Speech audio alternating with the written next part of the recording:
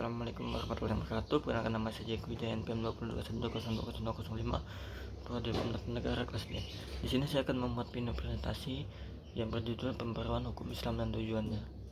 Pengertian pembaruan hukum Islam. Pembaruan hukum Islam terdiri dari dua kata, yaitu pembaruan yang berarti modernisasi atau suatu upaya yang dilakukan untuk mengadakan atau menciptakan sesuatu yang baru. Hukum Islam yakni kumpulan atau koleksi daya upaya para fuqaha dalam bentuk hasil pemikiran untuk menetapkan syariat berdasarkan kebutuhan masyarakat. Dalam hal ini hukum Islam sama dengan fikih, bukan syariat. Pembaruan hukum Islam berarti gerakan ijtihad untuk menetapkan ketentuan hukum yang mampu menjawab permasalahan dan perkembangan baru yang ditimbulkan oleh kemajuan ilmu pengetahuan dan teknologi modern, baik menetapkan hukum terhadap masalah baru untuk menggantikan kesatuan hukum lama yang tidak sesuai lagi dengan keadaan dan kemaslahatan manusia masa sekarang. Yang dimaksud dengan ketentuan hukum di sini adalah ketentuan hukum Islam kategori fikih yang merupakan hasil ijtihad para ulama, bukan ketentuan hukum Islam kategori syariat. Pengertian ijtihad. Ijtihad adalah salah satu wacana dalam pembaruan. Secara terminologi, ijtihad adalah mengerahkan seluruh kemampuan dan usaha dalam mencari hukum syariat. Kata ijtihad hanya digunakan pada usaha yang memerlukan pengerahan tenaga semaksimal mungkin demi sebuah tujuan. Pembaruan dapat dilakukan dengan usaha-usaha pentahqiqan. Dengan usaha pentahqiqan ini akan terlihat kehasilian dan kemurnian ajaran Islam.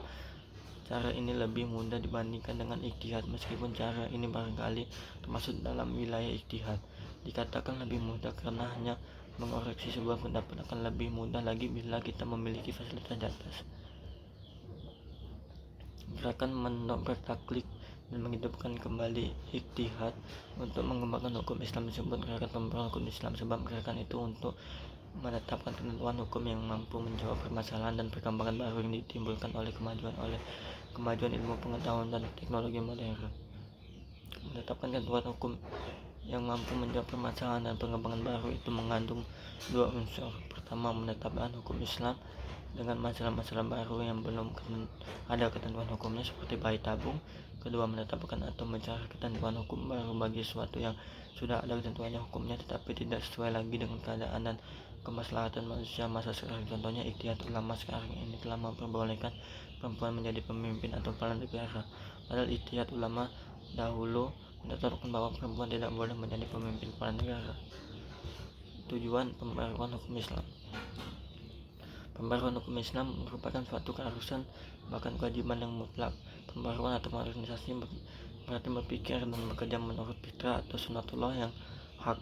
Sunnatullah telah mengejawatakan dirinya dalam hukum alam, maka untuk menjadi modern manusia harus mengerti terlebih dahulu hukum yang berlaku dalam alam itu.